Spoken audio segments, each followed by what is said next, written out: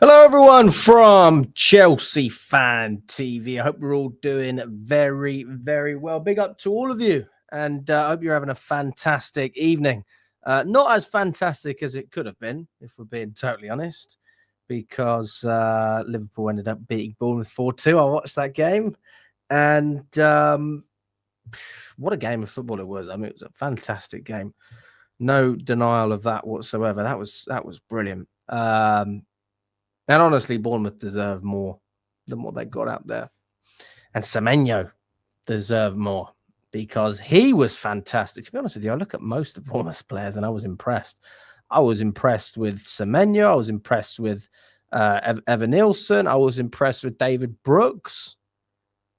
I was impressed with the midfield. Tavernier looked good. I was impressed with their left back. I was impressed with Petrovic. So, yeah, tough luck, Bournemouth. Tough luck. But, yeah.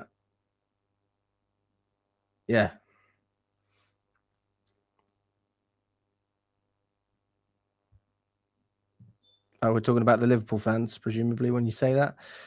Yeah, I mean, that was horrendous what happened to Semenyo. I mean, I saw it. I was watching it on the telly. Like, obviously, nobody knew it was racism. But he reported it. Big up to the man. And you know what a show of character, because you can report that and that's it. But he proved he shut them up in in the best way possible, scoring those two goals. And I am disappointed for Bournemouth. I'm obviously disappointed for Chelsea because any week where Liverpool drop points is a good week, just as if it was Arsenal or anyone else. But in this season in particular, when we're talking about a title race, it is increasingly important that these other teams drop points. We need to capitalize ourselves.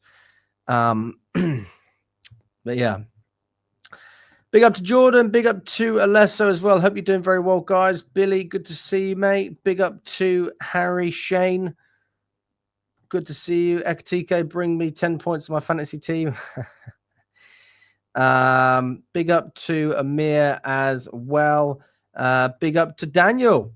Seems like Simmons' deal has been stalling. Yeah, man, we're going to go through it all. We're going to talk about all of it. Nishan as well. Good to see you. Liverpool was lucky. Not sure that's the word I would use, but they certainly capitalized when the momentum was against them at times. But eventually, they took their chances. And when you look at every single goal, I mean, I have to just say, like, they were all good goals. Yes, Kanate was rubbish, but doesn't mean that you don't give credit to Semenyo. David Brooks, like, unreal cross as well. Like, it was just great game of football. Premier League is back. I one thing I don't like about my job is I end up working during a lot of these matches, so I end up not being able to watch them even on a Friday night like this. But yeah, it was good to watch it. Big up to Stephen. It has begun, mate. It has begun. And if you haven't already smashed that like button, please do. It makes a massive difference. We've got over 250 of you on all platforms. As it stands, smash that like button. Subscribe as well if you haven't already. If you're feeling even more positive, not that the Liverpool results should make you feel that way, then turn on the notifications button, and every time we go live or have a video, you'll get a notification. We have 80 of you on YouTube right now. Only 13 likes. Come on, people. Let's get up to at least 50. Come on, let's start how we mean to go on. Where do I work? I'm a tennis coach. I am a tennis coach. So that's why I work very unsocial hours. I work in the evenings. I work on the weekends. And I basically work whenever the football's on. But everybody knows where I work, that I run the channel. So I kind of get permission to go to the games. Otherwise, I'd be fucked. But yes, that's why I'm not able to watch the games most of the time.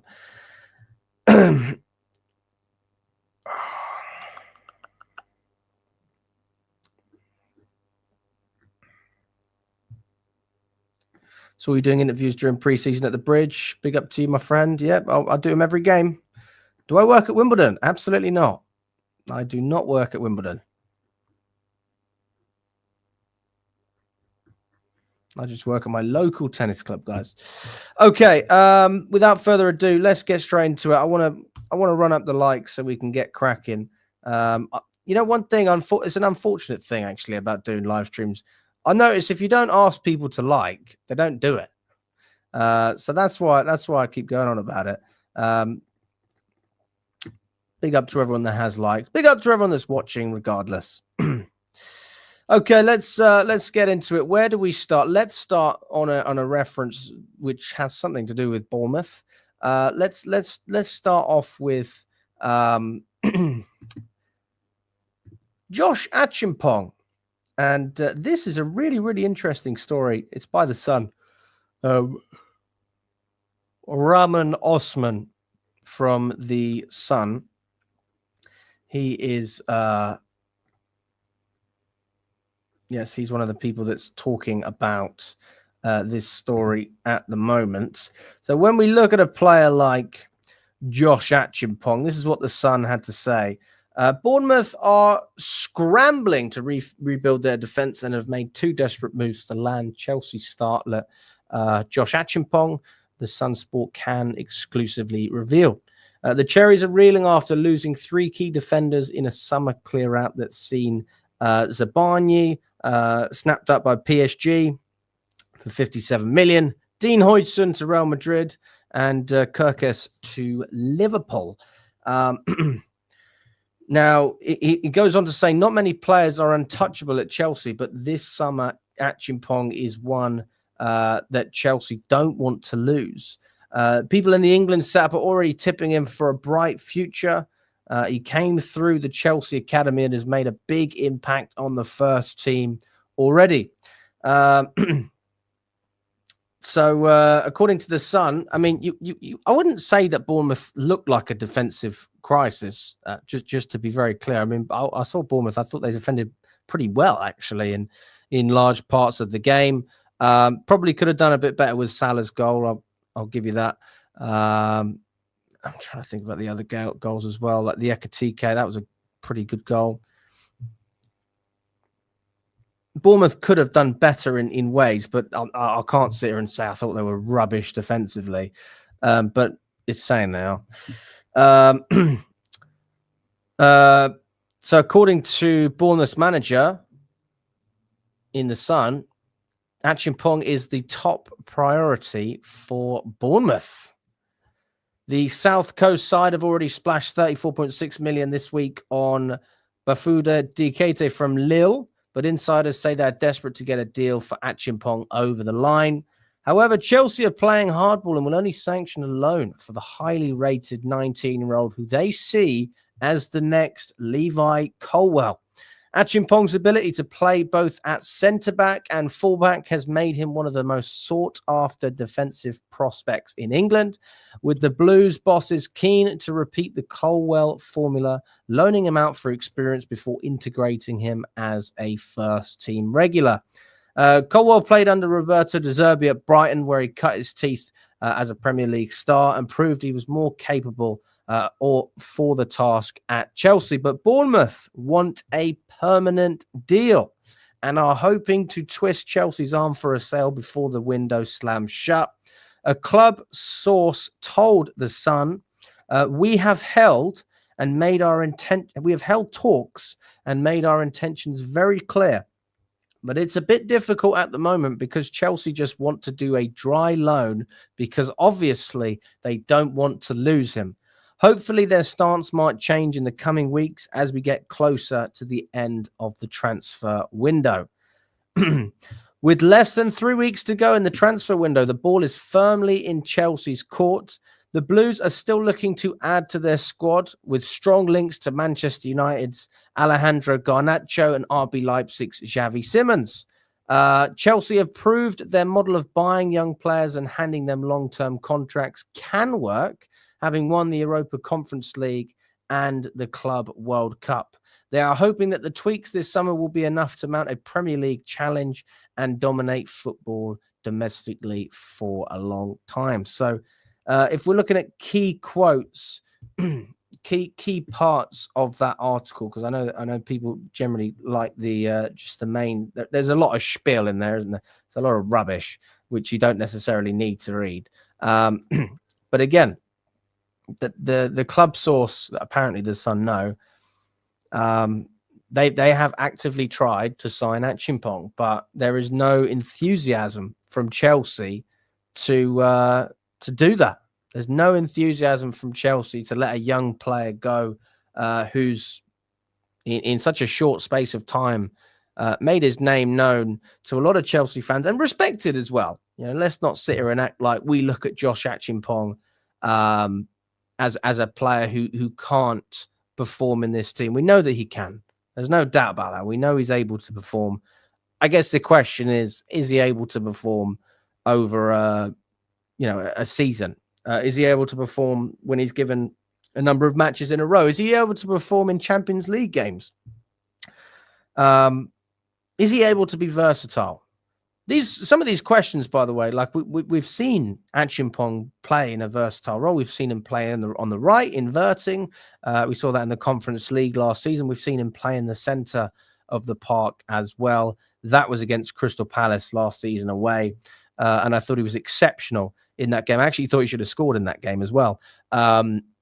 He had a great game. That's the point. So when you look at the qualities, and there's very little to look at in comparison to other players, but you don't see many things that you dislike, and that's always a great sign.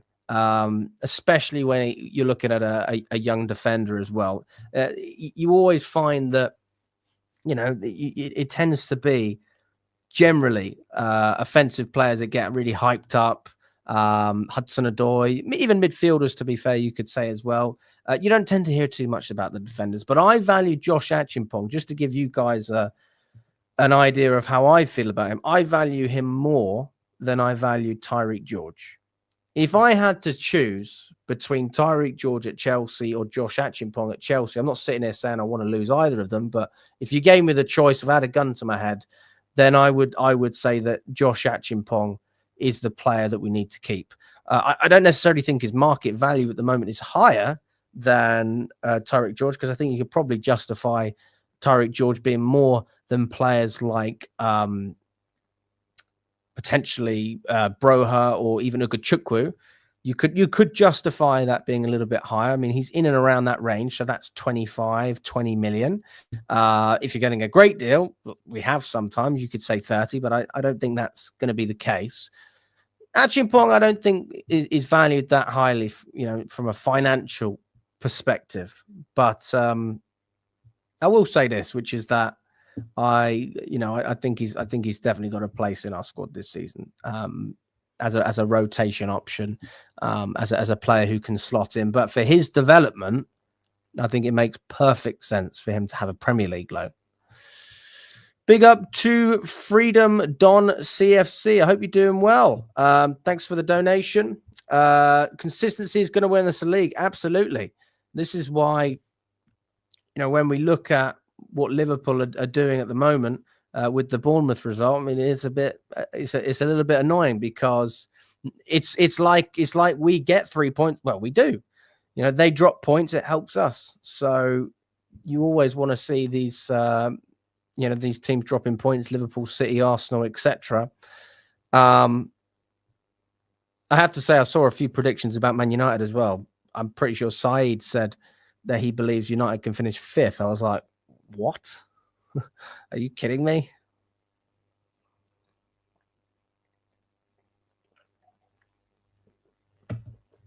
So I'll be watching that carefully. That'll be an interesting one. But yeah, appreciate the super chat. Big up to you, my friend. And yeah, that is the main, the main part of this story is again, they've made 2 desperate moves.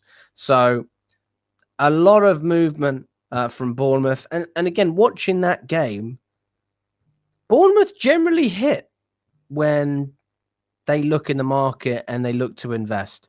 They don't miss with many signings. So when you see that Bournemouth are really, really, really interested in a player,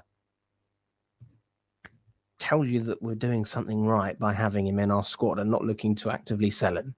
Exactly the same with Petrovic. Fucking great player. Class. Better than Sanchez, better than Jorgensen, better than all of them. But for some reason, we let him go to Bournemouth. That is, the big mistake we made this market. I think Petrovic is going to have a great season, man. Even conceding 4, you can see he's more than capable. He should be a top 6 goalkeeper in my eyes. He really should be. But hey, we're going to find out, aren't we? We are going to find out. Let me go through some of the comments as well.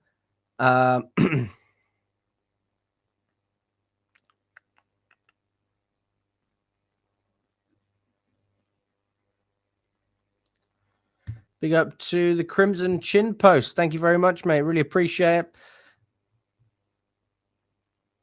Crystal Palace, yes, again, every game's difficult at this point. But when you look at Bournemouth and Liverpool, you say Bournemouth are a great team, but Liverpool, they just have better players.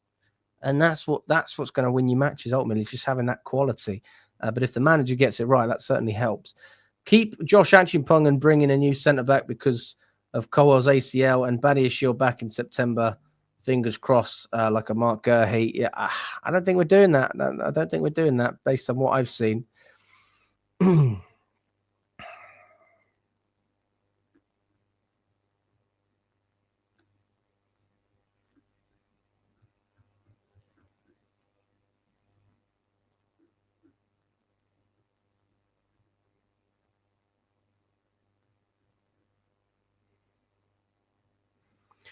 I mean, if we're looking at Petrovic, the third goal that Chiesa scored, he wasn't able to see what was going on in front of him because the defenders were blocking his view. I think that's very harsh to criticize the goalkeeper for that.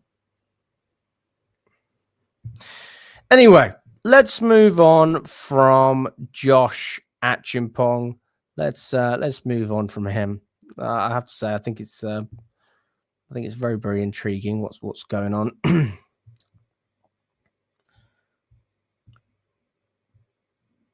Let's talk about Nkunku, shall we? Should we talk about Nkunku? Yeah, why not? Let's talk about Nkunku. Okay, so there seems to have been a little bit of a story going on with Nkunku over the past few days. And no surprise that there's a story. I mean, this is a player that, he should be getting attention. And this is where it started, okay? Bayern has started talks with Chelsea for Christopher Nkunku. Bayern prefers a loan. Chelsea prefer a sale. The player is open to a move to Munich. That's where this started off today. That was about 11:30 today, okay? And again, no surprises, no real surprises there. Of course, Chelsea are going to prefer a permanent deal. I'm sure Nkunku would prefer a permanent deal as well. Fabrizio then comes out not long after and says Chelsea insist on a permanent deal to approve the Nkunku exit. Now, again, like some people will say this, why don't we just offload a guy who doesn't want to be here? Blah, blah, blah, blah, blah. Why are we taking so much time? This is exactly the right way to play these transfers. Like, in my opinion, the way we are negotiating when it comes to Nkunku, Chukwuemeka, even Xavi Simons and Garnacho, I'll put them all in the same category here. Although I would say you can have a little bit more leniency with Xavi Simons. Yet Chelsea are in a position where the two players we are selling, in this case Nkunku and Chukwuemeka, they're not bums. They're fucking great players. They are great players. Nkunku is an extremely good player when the system suits him and when the team is built around him. And when he plays in his natural position, obviously. Chukwuemeka had injury problems. Very nifty, very tall, can score goals, can create. Really exciting player to watch. Real shame that he couldn't make it at Chelsea. I have to say, I've always been a huge, huge fan of Chukwuemeka. Big fan. And then with Garnacho, Player underperformed this season, but we've seen in past years he can play to a very good level. There's not an awful lot of risk in that for the right price. And then when we look at Simmons, small gap in valuation, but ultimately it depends whether Nkunku leaves or not. Obviously, Jackson's another one that we haven't really spoken about. So why should we drop our valuation if there's clearly interest from multiple parties for a player? That's the question, right? And by the way, I'm not sitting here saying that he's worth 50, because we are hearing that the number is quite high. I mean, that Chelsea, they want to get their money's worth for Nkunku. But I don't think that you should just give in to it straight away. Ultimately, this is a player who we know is going to perform really, really well in the Bundesliga. We know it's going to happen. And he's keen to go as well. But the beauty of this is that, at least in my perspective, if he doesn't go, it's not a disaster. Because I think that Nkunku could still offer something to this Chelsea team when played in the right position, when allowed to go more central, as an inside forward or as a 10, not as a striker, not as a winger. Okay, just to be very, very clear. So if we didn't get Simmons and Nkunku stayed for another year, yeah, all right. I can admit that I'd probably rather Simmons come in, but I'm not gutted, because let's not sit here and act like we've got a bad player at our disposal. He's just a player that we haven't built the squad around and haven't really given too many opportunities to in order to become a regular. So then you probably say Garnacho is more realistic, especially at around the £30 million mark. I think there's going to be some flexibility there. If I had to predict, I'd predict about 37, 38 million. I think that's probably what the agreement would be. I think that's fair. I'd like him to be at least 35, 30, but I don't know if Man United accept that. But they are desperate.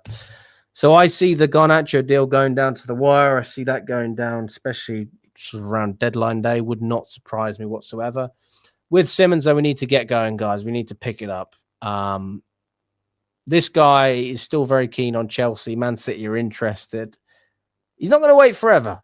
At some point, the man has got to go. He needs to pick a club. He's got to go somewhere. And Man City's not exactly a rubbish club, and they don't pay rubbish wages either. They pay great wages. There's clearly good opportunities wherever you go in the Prem, in the top 4, top 5. It's not. But then again, it's just about whichever one you prefer, whichever project you think is more suitable. But I think Chelsea's a better project. I do think Chelsea's a better project at this moment in time. It's crazy how much a small period can take. And that do you know what? I said this before. The criticisms that this team had last season, we're in a totally different boat. It's just a different boat. And I have to have more leniency now. Even though the standard has gone up, you almost feel like you have to have more leniency, because if there is a bad performance, you almost feel like, because of the quality of players that we have at our disposal. I used to feel like this under Roman Abramovich when he was at the club. Like, we'd lose a game, people get really angry, and then we go and win something, or we'd still finish in the Champions League. Maurizio Sarri, great example. We lost 6-0 to Man City. Like, everyone was absolutely fuming, but I didn't feel that level of hatred and anger that so many other people felt, and I just had this inner confidence because I was. I liked the team. I liked what we had. Did we play rubbish in certain games? Yes. Was it frustrating? Of course. But I still had that, I had that inner belief. And I don't think Chelsea have had that for a couple of years. So I'm hoping that we start to have that belief, not just in terms of the pitch and the players. Obviously, you want to have that, but in terms of the fan base.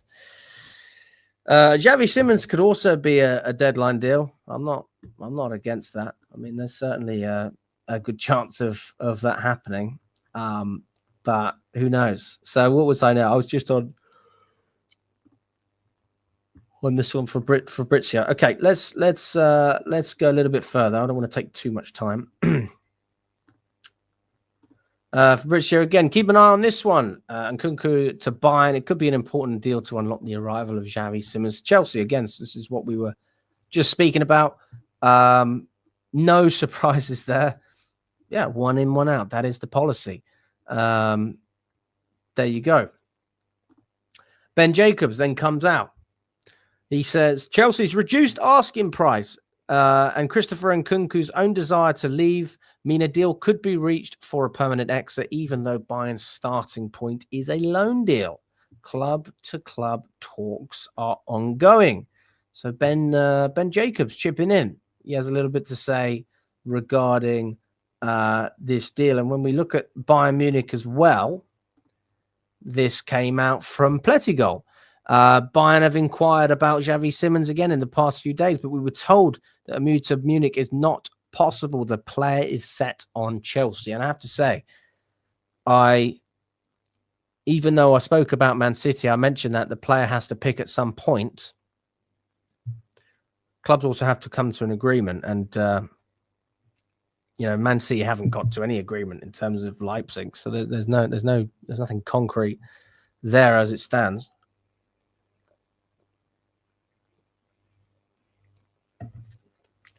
If there's one thing we can have confidence with, is that we have a great ability to sell players a vision. But there's a lot of people that talk about visions. I will say this: Chelsea have sold visions to players over the past couple of years, and actually that vision is finally coming to fruition, which then allows you to go that step further. And you have literally sold that vision through success that you've had. And the Club World Cup and the Conference League is a part of that. The Champions League is a part of that. And so for those reasons, I do think that Simons will hold on for Chelsea as long as possible. I believe that is there. Guys, I see your comments as well about Maresca. I will get to Maresca very shortly. I will. I'll just finish on Nkunku. Then we'll speak briefly about Chukwuemeka and we'll go on to Maresca. Okay, we can talk about that as well. Nizar Kinsella said Chelsea are holding out for close to the £50 million paid to sign Nkunku from RB Leipzig, but Bayern are aiming to negotiate a lower fee. 50 million is too high. I don't think anyone will disagree with that one. 50 million is too high. No need to negotiate a fee like that. That's not going to happen.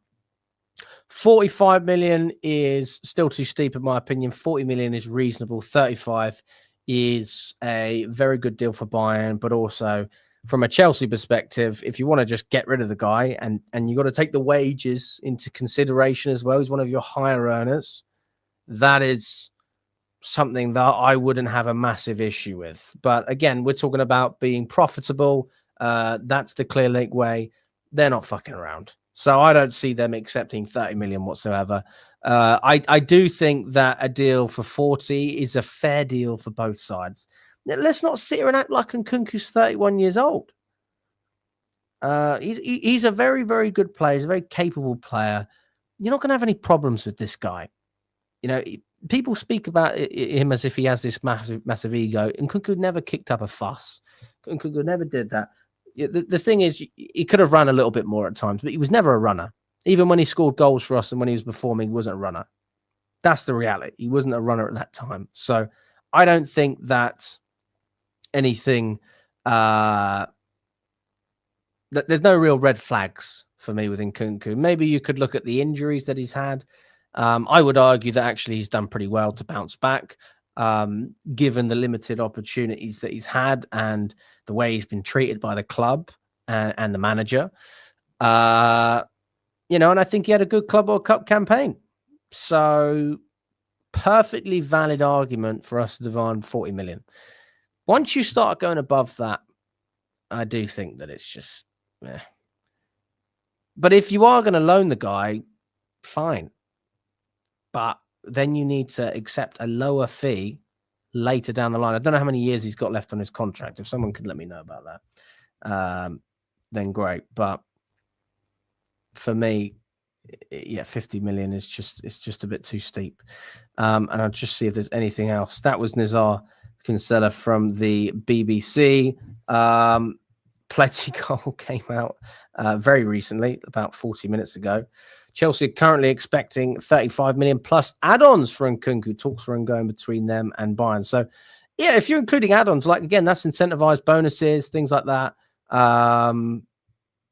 If he scores 20 goals in a season, then you have to pay an extra 5 million. If Bayern win the Champions League, there should be a clause in there. Or if they win the Bundesliga, all that sort of stuff. The amount of games he plays, the amount of minutes, I wouldn't have an issue with that. Wouldn't bother me whatsoever. So if that's the route Chelsea want to go down, then that's a fair route, and that's a route that Bayern Munich, I'm sure, can accept as well. They spent so much money on players like Harry Kane. And I don't think that Nkunku is obviously anywhere near Harry Kane, but I think that at his best, you've got world-class players, and then you've got what I would consider to still be elite, but not world-class.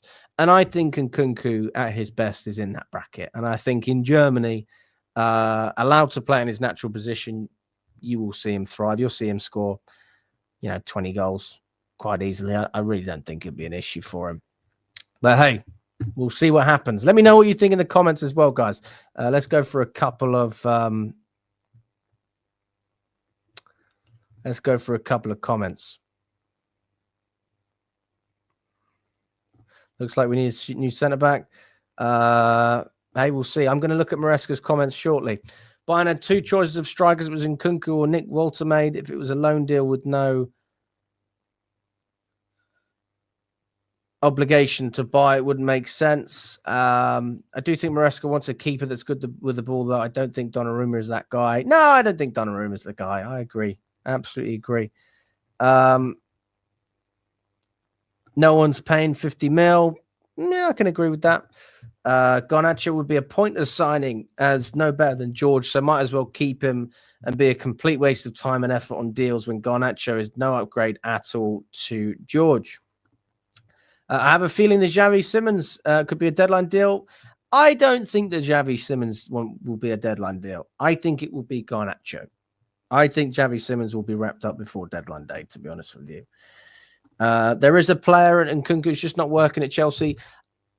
Again, I don't think it's not working at Chelsea. Like, well, to be fair, you haven't pinned blame on him when you said that, but whenever people say that, it's almost as if they blame the player. I don't blame Nkunku for the failures at Chelsea. I blame the management. I do blame the management. I give a lot of credit to Maresca. Obviously, everyone knows my stance has changed on Maresca. He mismanaged Nkunku. The club mismanaged the whole situation, actively trying to sell him, making the player feel like he's not valued whatsoever, which is never going to help anyone, especially when the deal doesn't go through. And then you've got Bayern Munich thinking, well, Chelsea are desperate to sell this guy. That's why they want Xavi Simons and Garnacho, one in, one out. We're going to try and negotiate a lower fee. Of course they're going to take the piss. And then you've got a Borussia Dortmund insulting Chelsea with some of those low ball offers as well. We want to play the game, but we don't want to get played. So yeah, the way we manage Nkunku in that sense, it's not something that's helped us in terms of being able to sell him. That would have potentially knocked off a little bit of his value because Chelsea actively don't want him. Big up to Jenksy. Hope you're doing well. Petrovic had a stink again. I don't think he did, mate. I don't think Petrovic had a stinker. I mean, he made lots of good saves. I've got to disagree. With that. Yo, Alex. Yes, I will look, mate. Don't you worry. Hello, Karam. Hope you're doing well. 4 years on his deal. So that is a position where we are strong. So we're not under massive pressure in that sense.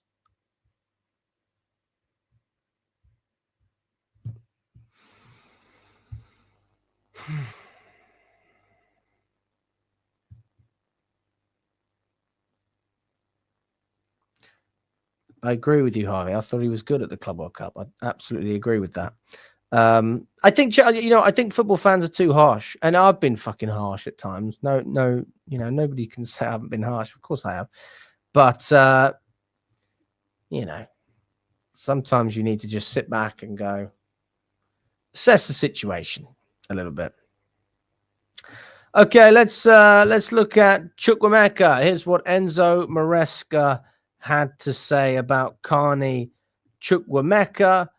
He said he is training with the rest, with the ones that are waiting for a solution. He's probably going to have a chance to leave.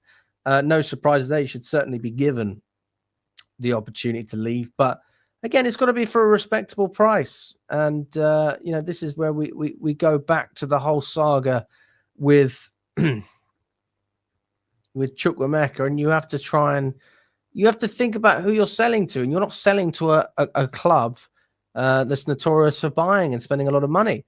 The offer that we got was a loan offer with an obligation worth north of £15 million, according to Alex Crook. He's from TalkSport. It's a fucking shit offer. Excuse my language. Sorry if you're watching this with your kids. I'll tone it down. It's rubbish. 15 million. I mean, that's terrible. If I was let's compare Chukwuemeka to a restaurant. Yeah, you've got different tiers of restaurants in England. You've got your really local places. There's only one of them. They can be a little bit dodgy at times. Sometimes they're nice. They can be pretty cheap as well. Okay, I might have that every now and again. When I lived in Reading, I don't live there anymore. I used to have this Egyptian restaurant. And I used to love going there. It was really cheap. The food was extremely spicy. My nose was running, my eyes were watering, but I used to go there because, it was a good laugh as well. But that's like the last restaurant I'd probably go to if I had the choice, and they all cost the same amount, right? It was really cheap. Then you've got your fast food chains, and they could be a little bit pricey, but you can get cheap meals. There's the player. It's like a player that you get if you don't have any money, but they're actually worth a very minimal amount anyway. You could get a real bargain from it. Then you go to your normal chains, okay? Restaurant chains could be a Zizi's or a Pizza Hut, things like that. They're or Prezzo. They're all right restaurants. They're not particularly great. Some would say they're overpriced. Some people think they're affordable. Some like them, some don't. That's sort of the average restaurant that you get. And then you go to the more fancy restaurants, right? The ones where people spend a little bit more money and they're happy to spend that money. I think Chukwuemeka is not quite there, but he's sort of in and around that mark where you got to spend some money to have a good meal. All right. This is not, we're not just talking about an entree. This is a main course. This is a player that can really become the heart of any team he plays for. I don't know why I'm hyping Chukwuemeka up so much as if he's some sort of Chelsea legend. But my point is this: he's a very skilled footballer that you're going to have to spend more than £15 million for. It's a piss take. It's a joke. It's like when I went to America and we went for the tips, and they used to say, honest to God, this is what they said when they were with the tips. You spend $100 and they go, "Oh, hi, sir. Would you like to tip 20%, 25%, or 30%?" And that's like me going, "Sorry, mate. I don't want to tip either of those. Can I tip you 5%?" That's what Dortmund have done. They have literally spat in our faces with that offer. And for those of you who have been to America or you are American, you'll know what I mean when I reference tips. It's a joke. And it is insulting. It's insulting. It's an insulting offer. According to Fabrizio, Chelsea have immediately rejected Dortmund's bid for Chukwuemeka. They are not happy at all with the loan, with the obligation bid described as insulting. And you have every right to feel insulted. You have every right to protest anything in that range. It's disgusting. This is a £40 million player. But bearing in mind the fact that, again, like Nkunku, we are actively trying to sell him, that knocks off a little bit of value. So then I'm in the 30 to 35 million pound ballpark. I think that's a fair deal. Okay, I think that's fair. But in an ideal world, you want 40 million. And if I'm not wrong, we rejected a pretty nice deal from Milan at one point. Was that a year ago? Something like that, 2 years ago. and that was about 30-40 million. So maybe Chelsea have lived to regret that loan, regret not accepting that deal. But yeah, this is what Nizar Kinsella, BBC, this is what he had to say. Chelsea are believed to be growing frustrated with Dortmund over Chukwuemeka and will only entertain permanent offers. Gap in valuation of nearly 20 million, but they are willing to accept less as long as suitable add-ons and a sell-on clause are included. So again, this is a deal that can happen. And I do believe that, Dortmund would probably help with a sell-on clause. But, money is money, guys. We need cash in the bank. That's the reality of the situation at the moment. And I do think that, I think that we've got some work to do. I think we've got some real work to do. I think Dortmund have got some fucking work to do. My God. Jesus Christ. Honestly, 15 million. What the hell is that? 15 million. I'll tell you this. I'll give you another analogy. You like my analogies. That's like, I had this guy today. I hope he's not watching the stream. I hope he's not watching the stream. I had this guy who booked a lesson with me. All right.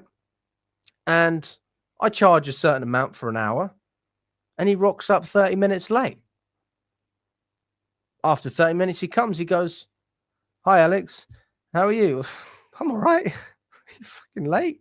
Anyway, "Hi, Alex. Do you think we can do 50% off today? Can I have a discount?" "No! I've just been sat on a bench for 30 minutes waiting for you. What do you think this is? Some sort of charity?" Anyway.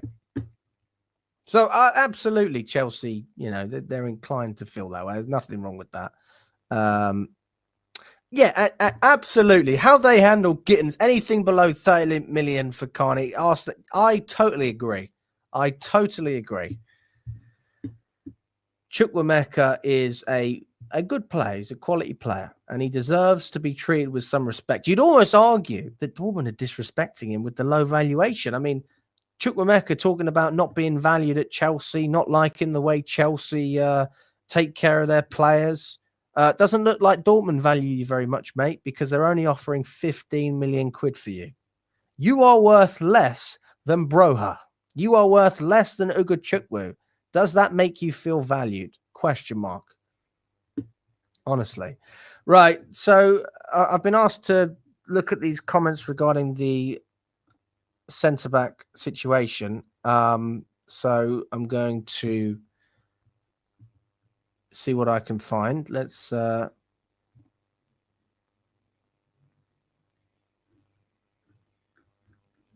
let's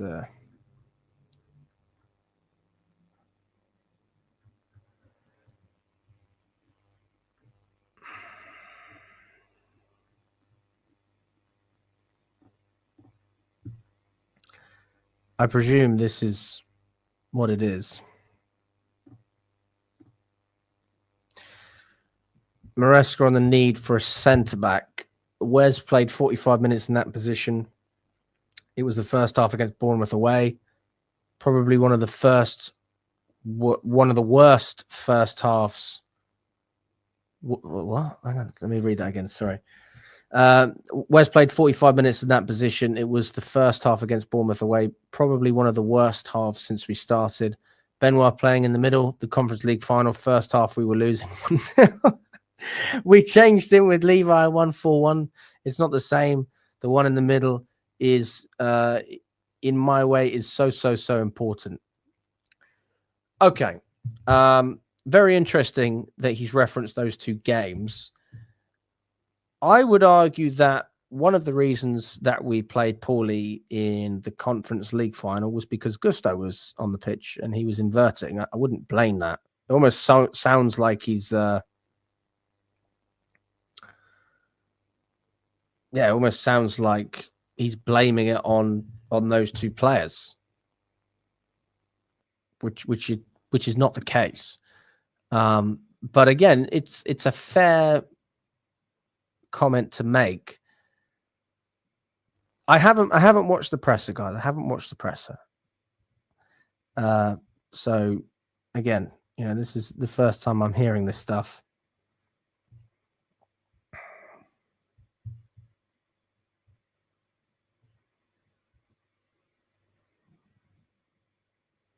Yes, it was 40 million. So again, I don't even want to talk about that anymore. I've said what I needed to say.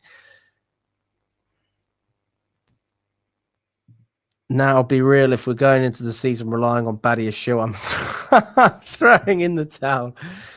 Oh, it's funny. That is funny. Speaking of which, they made I don't know if I can say it, but I will. Why not? There's a group chat with all the big Chelsea creators, and they asked, "What's your predictions for the season?" Do you want to know what my predictions were, guys? My Chelsea league prediction, position, and points. I've predicted third, 79 points. Do Chelsea win a domestic cup? I said yes. Chelsea UEFA Champions League prediction. I've predicted the quarterfinals. Chelsea underrated player of the year. I said Pedro Neto. Chelsea young player of the year. I said Hato. Chelsea player of the year. I said Palmer. And then a player that disappoints. I said Fofana. Do you want to know what Lewis said? What did Lewis say? Lewis predicts we're going to finish second on 85 points. He thinks we are going to win a domestic cup. He thinks we're going to win the Champions League. He agrees with me. Pedro Neto will be our underrated player of the year. He said young player of the year will be Esteval and player of the year will be Caicedo. And then a player that disappoints. Guess who he picked? He said Garnacho if he signs. If not, Sanchez. That is great. It's funny. I mean, I presume, am I allowed to even share this, guys? Because I don't even know. I don't know if I'm allowed to do that. I used to share these things all the time, but copyright is just a joke these days. It's a joke. Big up to everyone watching. Really appreciate everyone that's tuned in. We've got over 700 on all platforms. 145 on YouTube, 570 on X. If you are on YouTube, smash that like button. Let's get up to 100. We've got 70. Only 30 more of you need to like to get to triple digits. It means a lot. It helps the channel, and it just shows that you're enjoying the content on X as well. Please support as well, however you can. With a like, with a retweet, it all helps. Yeah, I mean, again, Maresca's not wrong then, is he? I probably can't compare anyone to Levi Colwill in that particular position. I'm just trying to think of another ball playing centre back that we have in our squad that plays in a similar way. You look at the players we have in there. I suppose you got Tosin, Badiashile, obviously Colwill's injured, Hato, Chalobah, James, Gusto, Fofana, Anselmino, Acheampong. If I had to pick one player that I think would probably fill that void, I'm not saying it'll be like Cole. It would be Tosin. This guy here would be the player that I'd put in that position. I'd probably put Tosin there. I'm just trying to think of a better option in that respect.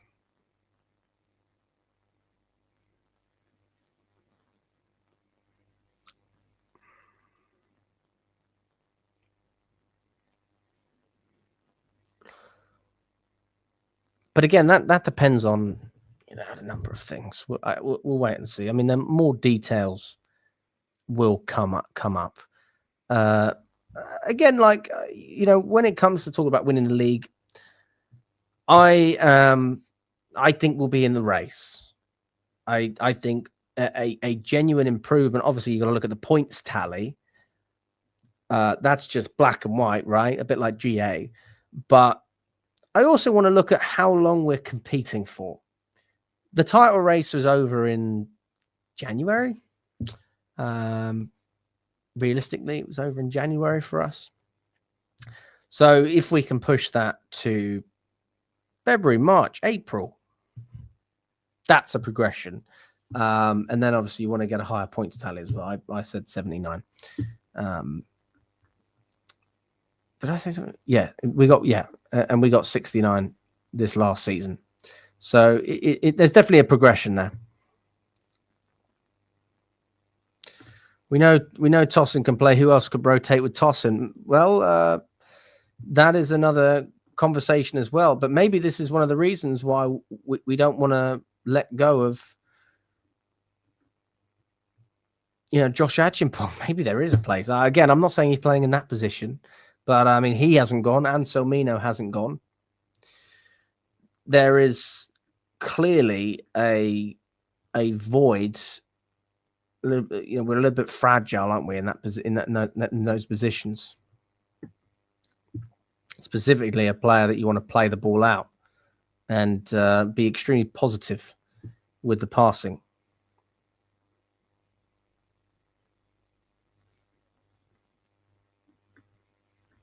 When asked about Nicholas Jackson, Maresca said he's training with us, but he is not going to be involved. You know the situation already. The transfer window is open. He can leave, and we will see.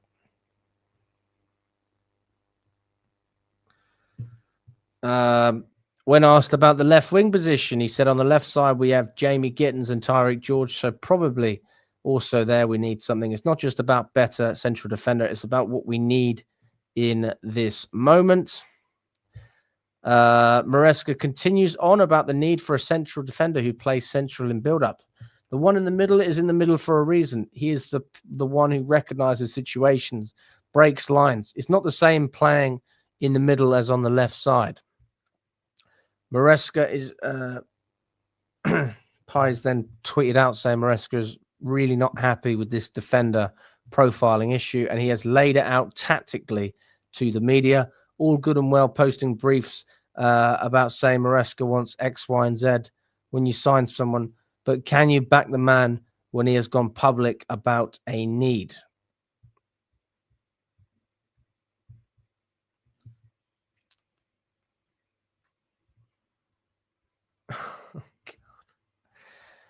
There's a lot of fucking drama, isn't there? Why is there always drama? Why can't we just chill? Feet up. My God. Have a day off. We'll see what happens, won't we? We'll see. I mean, Vega's another one, but Vega, in a footballing sense, is a great player to have. But from an emotional perspective and just the squad morale, everything like that, you don't want to have a player in your squad who doesn't want to be there. You just don't want that. Nobody wants to have that.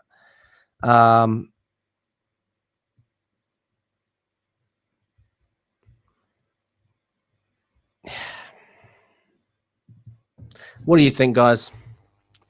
Play Hato, left centre back, get a goalkeeper and a centre back and see the difference. Goalkeeper's not happening. Definitely not. Maresca also said toss him, but Maresca also said going into the season with one centre back is not ideal.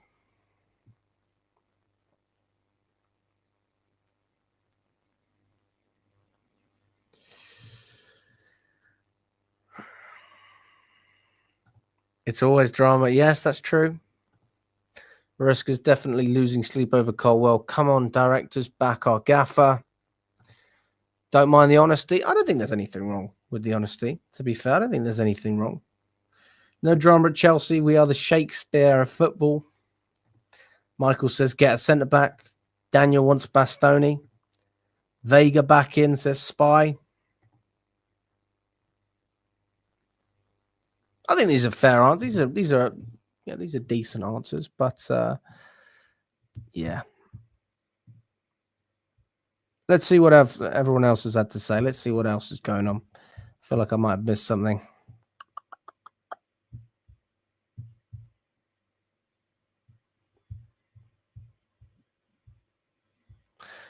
To be fair, I reckon I can get away with it. Fuck it. Let's have it. How long is it? It's only 8 minutes. It's not bad.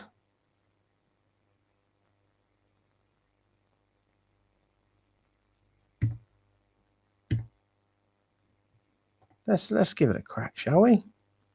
Let's hear it from Maresca. I just have to pause it every now and then.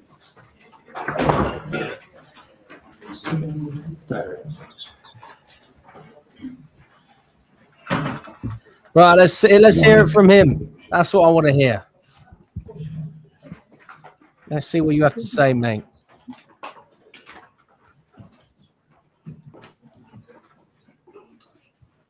Okay, good morning. We will take the usual format today, and we will begin with James Green and Sky Sports News. Enzo, good to see you. Not too much of a break for you. We've just a week to prepare pretty much for the start of the Premier League season. How ready do you feel you and the squad are? We guess we are ready. But yeah, we need to wait for the real competition to verify that. As you said, there's been quite a short break. We're going to try to be ready. It's a unique build-up and a unique situation that you find yourself in. For you as a coach, is it almost learning on the job a little bit how this season will progress, knowing that your whole squad have had such a short pre-season? Yeah, for sure. It's something new. It's something that unfortunately we don't have the answer because it never happened before. So from me, from the sports scientists, from the doctor, it's something new. We don't have the answer. We're gonna react on this new situation. That's why we need to pay attention all the details. So pay attention to details in regards to player welfare. I can imagine. Obviously, you lost Levi Colwell last week. First of all, first time we've had a chance to speak to you. How is he, and how much of an impact will that have on your team this year? Anyway, now he's okay. Aware that he has to be a long time out. It's a big loss for us. How important Levi has been for us last season, for the way we want to play. We said many times that we are able to create chances and to attack in the right way if we are able to build in the right way. And Levi was a huge part of our build-up. And now he's out, and we want to try to find different solution. All right, so he hasn't said anything crazy yet. Different solution internally or externally? We are trying to find solution internally, but the club know exactly what I think, and we'll see what. The club know exactly what I think. So yeah, he wants a new centre back. What's happened? What do you think? I think we need a central defender, but we'll see. Also, we are looking for internally solution.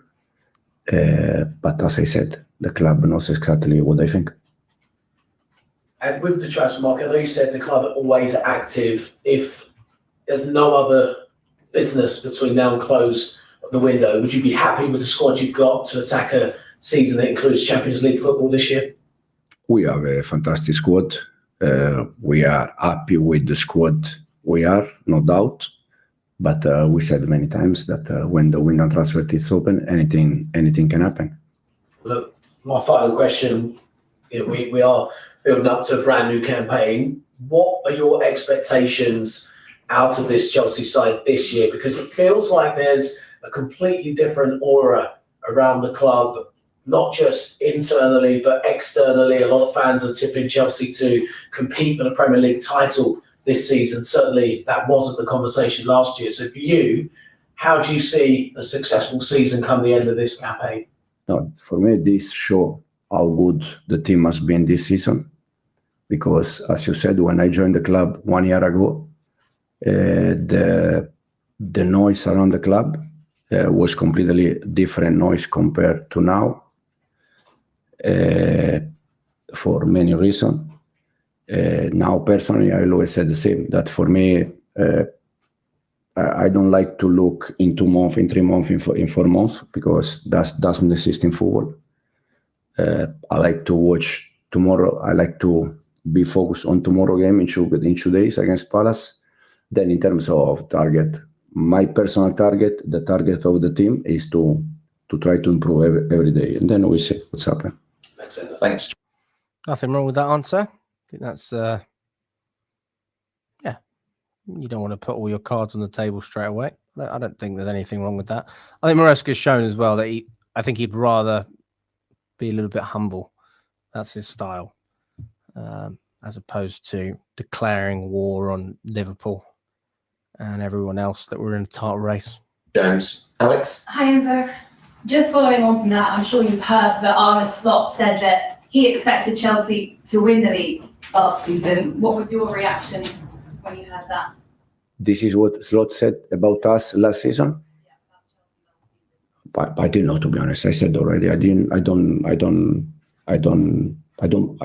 pay attention. This is about Slot. Yeah, is that right? About us. What was your reaction? Slot said that. Yeah, this is Arne Hi, Slot. Enzo.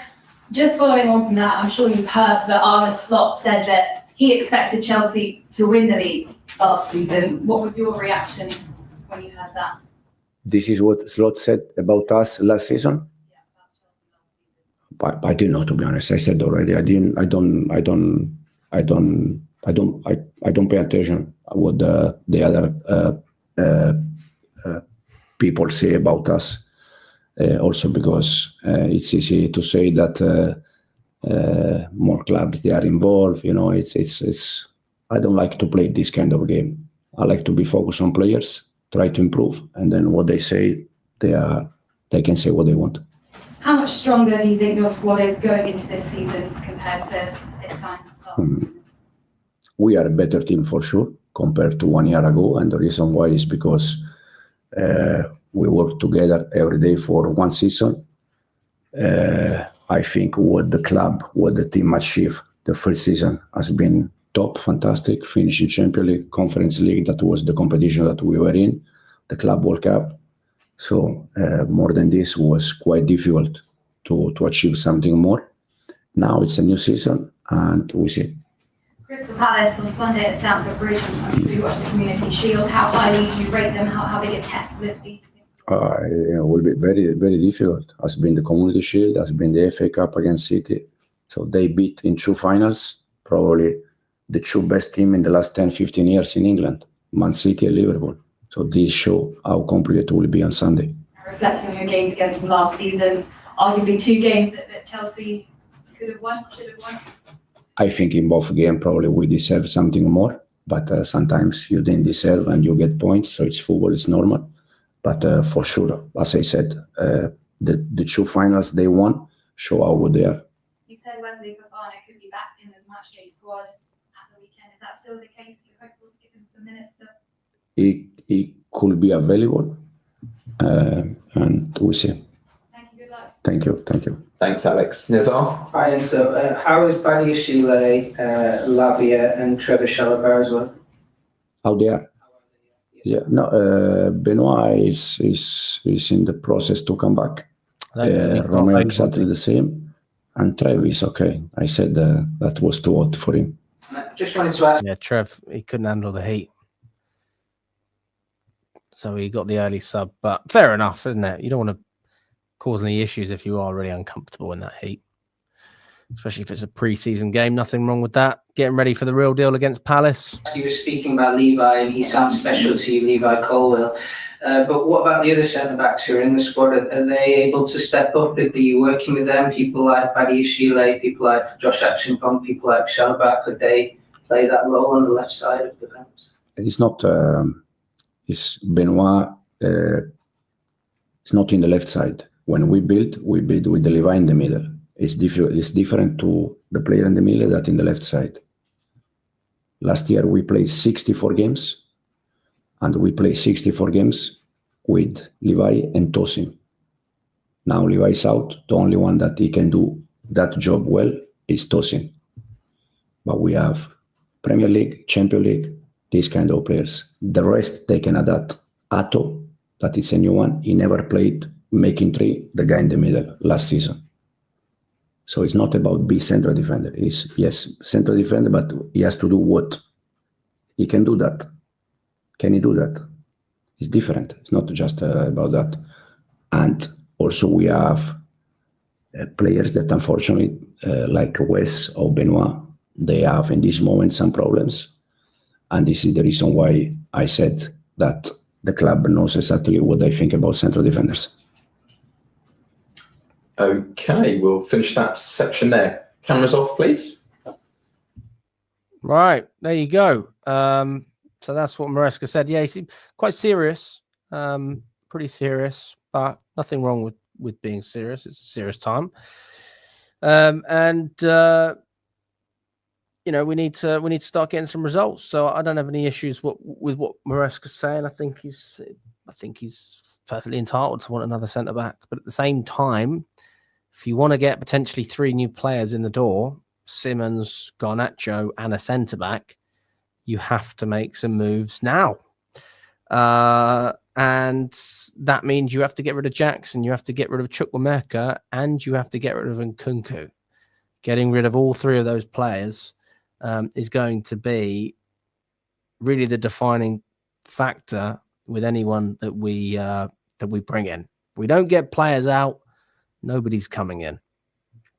And that's basically the obvious facts, really.